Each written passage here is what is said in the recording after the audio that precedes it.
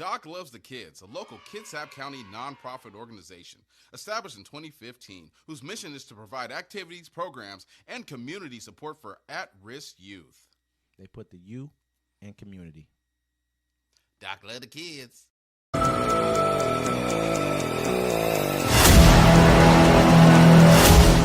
Welcome to Uncommon Courtesy. We give you the courtesy of conversation That's uncommonly spoke of. I'm D-Mac. I'm Wesley. And this is the show. Don't forget to like, listen, subscribe. Thanks for everybody that watches our show. Thanks for everybody that skims through and checks us out. We appreciate you all. So President Harris came out with, Vice President Harris. Freudian slip.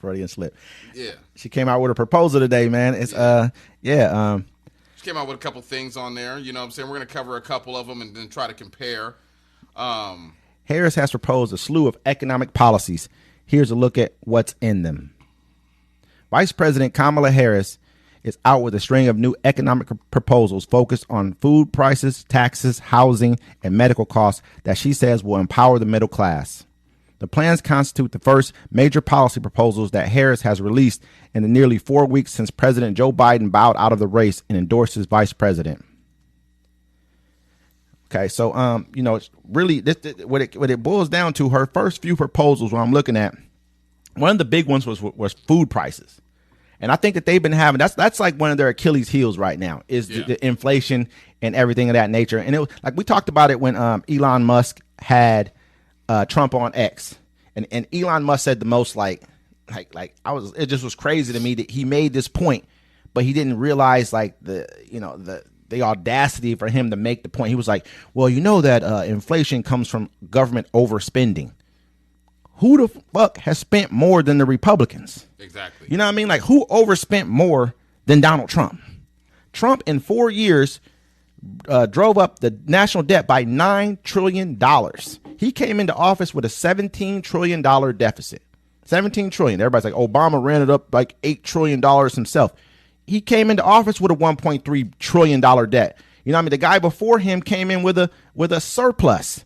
So, I mean, like, we got to look at the realities of this shit. He came in, brought. Yeah. Go ahead. And then Donald Trump was talking, him and Elon Musk were talking. Donald Trump was like, he came out and said, oh, yeah, man, my 4 years were great. I left Joe Biden with a great economy. And, everybody started commenting like, oh, bro, I was 10 months deep into a cover and shelter place because of COVID. Because of COVID. You know what I'm saying? I mean, his stock market dropped below 20,000. He had it up. He had the stock market booming for a minute, but it dropped. You got to take it with the shit with the sugar, man. You got to admit your wrongs too. You know what I'm saying? It's like the economy, American economy. People were like, I don't know how you say we're better under Trump. The last year is what counts. The last year always is what counts. Nobody, it's just like NFL.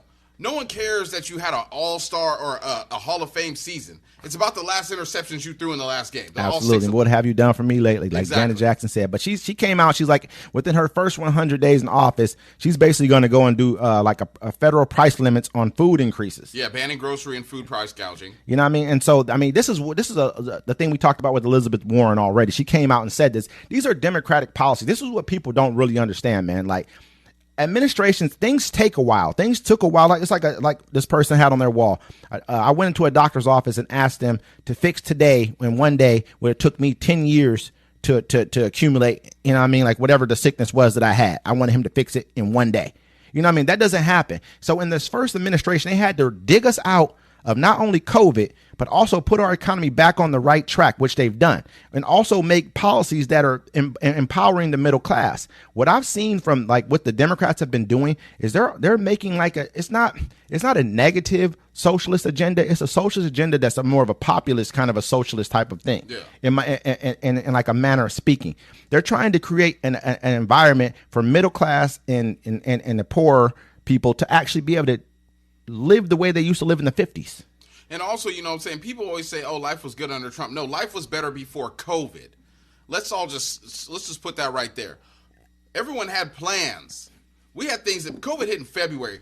Everyone had plans. They had things to do. There was kids that didn't get to graduate, didn't get to make college because they didn't get those scholarships. We had jobs, trips, and stuff we were going to go do. Everyone's life was majority of us, our lives were better before COVID. So you can't just say, oh, our life was good under Donald Trump because you're still living in the shadow of Obama. Look at what, I mean, Mark Cuban had an interview. I want to do a video review on this. He had an interview with Vivek Ramaswamy. You got to go check that out. he ripped him you know what I'm saying, like they say, ripped him a new one. He came in there and he really gave him the business about Trump. He told him the truth. He was like, Trump came into a good economy that was Obama's economy, like you always say. Yeah. Said the same exact thing, and then he laid out basically like kind of what happened. But all this, we're saying all this because I don't want to get away from the core.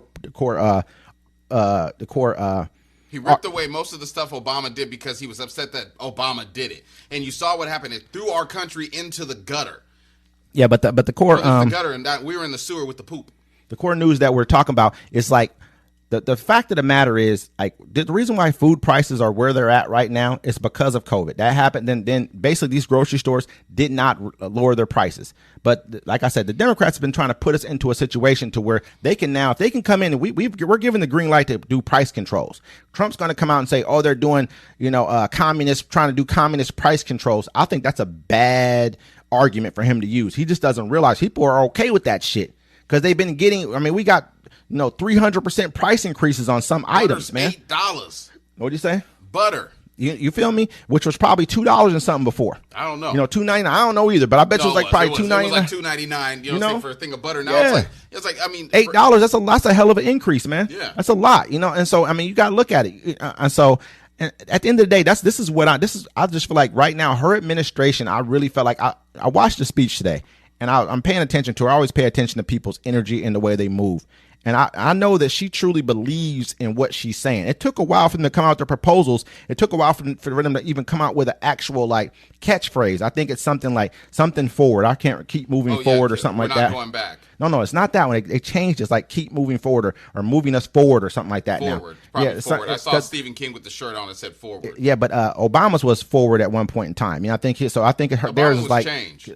Then I think his first one was changed, I believe. Yeah. His second one was something different, like forward or something like that. You know what I mean? But I'm just saying it's something that have to do with forward. And I'd like to throw this out there too. If you live in a Republican state where it's led by Republicans and your life is terrible, just remember this. They were able to go up there and change the laws so women couldn't have abortions. So they can change the laws and make your life better. You can't always blame big government for everything that's bad for you. I live in Washington. I have an okay life, besides them taking away the gun rights and making it so I got to pay to fish. Everything is fucking expensive. Yeah. You know what I'm saying? But rent's $3,000 for a 1-bedroom duplex. Yeah, and